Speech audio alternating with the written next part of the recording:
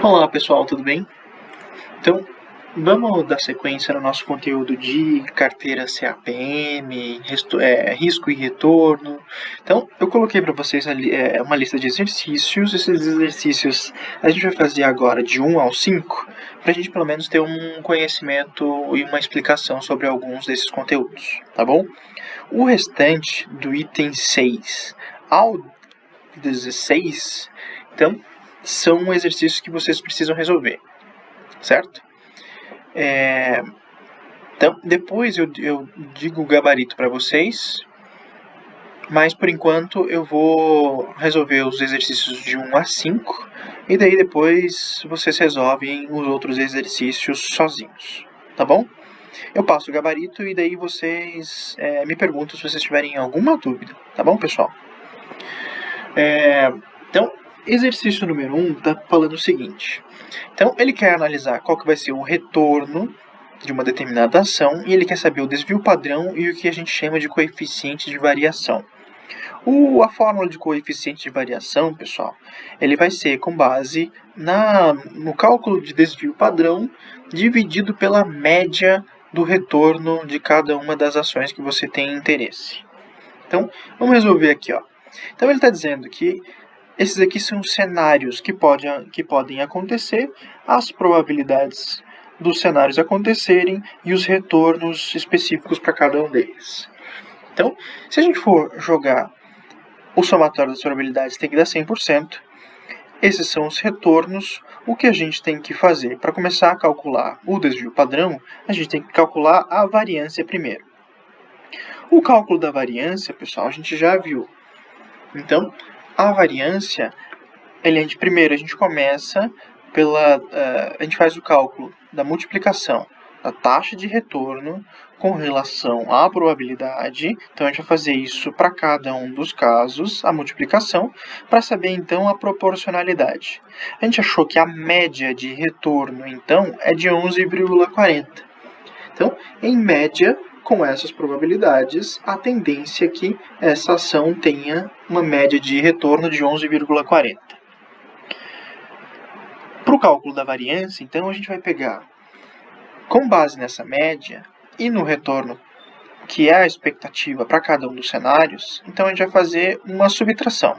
Então, taxa de retorno menos a média e eleva ao quadrado, certo? Então, taxa de retorno menos a média, depois eleva ao quadrado. Depois que fez isso para cada um deles, multiplica pela probabilidade de cada um dos cenários. Então, só para acompanhar, multiplica taxa de retorno pela média, subtrai taxa de retorno pela média, eleva ao quadrado, depois multiplica pela probabilidade. O somatório disso, pessoal, vai dar... o somatório disso, então, dá a variância para essa ação. Se eu quiser saber, então, o desvio padrão do somatório dessa variância, eu vou tirar a raiz quadrada. Aqui é como se eu tivesse elevar pela metade, elevar por 1 sobre 2, é a mesma coisa que tirar a raiz da variância. Então, tirando a raiz do somatório das variâncias, eu vou ter, então, um desvio padrão de 26,69. Então, esse aqui é o meu desvio padrão para esses retornos nessas probabilidades, certo? Então, média 11,40, desvio padrão 26,90. Se eu estou querendo saber, então, o correlação é a divisão da variância pela média. Então, 26,69 dividido por 11,40 vai me dar, então, um coeficiente de variação para essa ação de 2,34 em média, certo? Então, primeiro exercício resolvido. Cenários, probabilidades, taxa de retorno. Eu devolvi o desvio padrão, a média e o coeficiente de variação, certo? Exercício 2. Exercício 2, então, ele vai falar que uma pessoa colocou R$35 mil em uma ação que tem um beta de 0,8. O beta, a gente falou, que quanto mais próximo de 1, mais neutro com relação ao mercado, já que o beta é uma variação, uma comparação com as variações de mercado. Então, 0,8, então quer dizer que ele tem um beta baixo. Um beta de 1,4, então, ele tem uma ação que varia mais do que o mercado. Então, um beta maior, ação mais arriscada. Beta menor, então, uma ação menos arrojada, certo? A pessoa colocou 35 mil num beta menor, 40 mil num beta maior. Então, a pessoa investiu 75 mil no total. Se você for analisar as probabilidades, as distribuições, a pessoa colocou 46,67, que foi o relativo desses 35 mil sobre os 75. Então, a proporção, eu vi quanto é que representa esses 35 mil, 46,67. E o 40 mil sobre os 75 deu 53,33.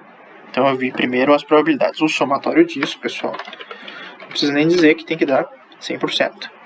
Então, a pessoa investiu 46,67 num beta de 0,8 e de 53,33 para um beta de 1,4.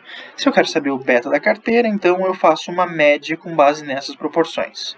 Então, 0,4667 foi com beta de 0,8, 0,5333 foi num beta de 1,4. Isso me devolve, então, um beta médio dessa carteira de 1,12, certo? Então, se ele está querendo saber o beta, eu faço uma média com base nas proporções. Exercício 3.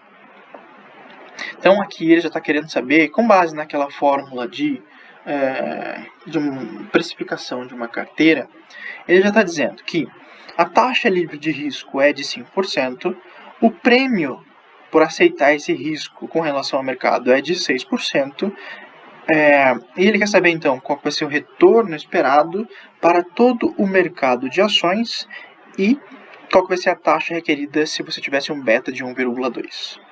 Na primeira questão, pessoal, então ele está falando qual que vai ser o retorno esperado para todo o mercado. Se a gente for jogar na fórmula da precificação, que então ele está dizendo que vai ser o retorno de uma determinada ação, está com base na taxa livre de risco mais o beta vezes o prêmio. Esse restante é o prêmio. Então, a taxa de mercado menos a taxa livre de risco. Certo? Então, a ação de mercado menos a taxa livre de risco. Se eu estou falando, então, que eu quero saber qual vai ser o retorno para todo o mercado, eu estou comparando com o mercado pelo mercado. O mercado pelo mercado, ele vai ter um beta igual a 1. Então, é como se eu estivesse fazendo a taxa livre de risco mais o próprio prêmio. Então, taxa livre de risco mais o próprio prêmio. Então, eu vou ter um retorno esperado para todo o mercado de 11%. Se eu estou querendo saber, então, com base em um beta de 1,2, jogando na fórmula, 5% é o valor da minha taxa livre de risco, mais um beta de 1,2 vezes 6%, vai me devolver, então, uma taxa de retorno de 12,2%. Certo? Exercício 4. O exercício 4, então, ele vai dizer que, tendo uma taxa livre de risco de 6%, um retorno esperado de mercado de 13% e um beta de uma ação de 0,7, ele quer saber, então, qual vai ser a taxa requerida de retorno de uma ação. Então, nesse caso, eu estou querendo saber, então, qual que vai ser o RI. Deixa eu colocar aqui. Então, o RI vai ser igual a taxa de mercado, ou a taxa livre de risco, mais o beta, vezes o prêmio. Então, nesse caso, 6% é meu risco, a taxa livre de risco, mais um beta de 0,7, vezes o prêmio, que vai ser a taxa de mercado, menos a taxa livre de risco. Então, 0,7 vezes 7%, o somatório disso vai me devolver, então, uma taxa requerida de 10,90%. Certo? Exercício 4. Exercício 5. Então, o exercício 5, ele está dizendo para a gente o seguinte. Dada essas probabilidades, os retornos do mercado e de uma determinada ação, ele quer saber, então, na letra A, qual vai ser a taxa de retorno esperada para o mercado e para a ação. Então, nesse caso, é só fazer uma média dos dois.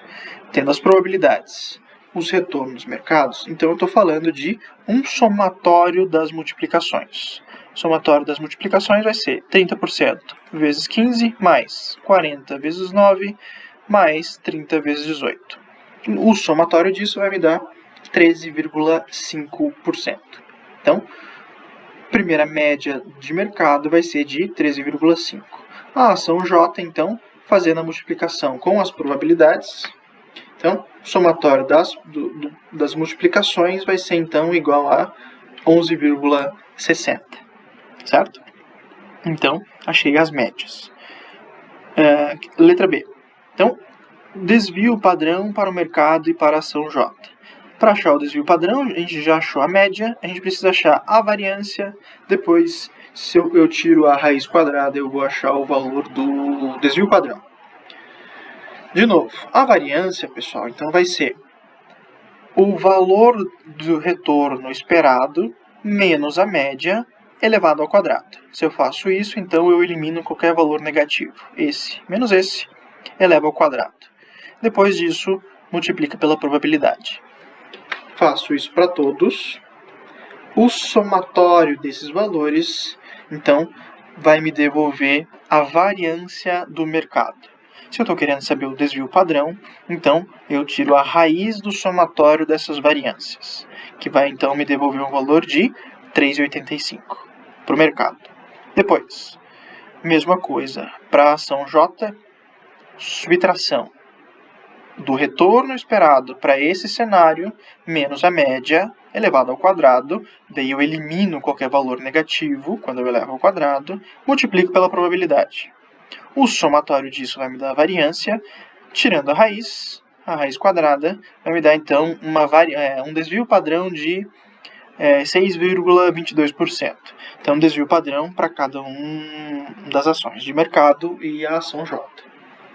Depois, ele quer saber o coeficiente de variação para o mercado e para a ação J. De novo, pessoal, o coeficiente de variação vai ser uma divisão do desvio padrão pela média encontrada. Então, o desvio padrão é de 3,85 para uma média de 13,50, vai me devolver então um coeficiente de variação de, que isso aqui não é um percentual, de 0,29 e de 0,54, certo? Então, eu achei os dois coeficientes de variação para essa situação. Opa, desculpa, isso aqui não vai precisar, certo? Então, esses aqui são os 5 primeiros exercícios respondidos. Pessoal, respondam os demais, que a gente vai tirando as dúvidas ao longo da semana, tá bom? Próxima aula, qualquer coisa, a gente tira uma dúvida. Qualquer dúvida eu também fico à disposição, pessoal. Podem conversar comigo pelo e-mail, pelo Moodle ou por mensagem, certo?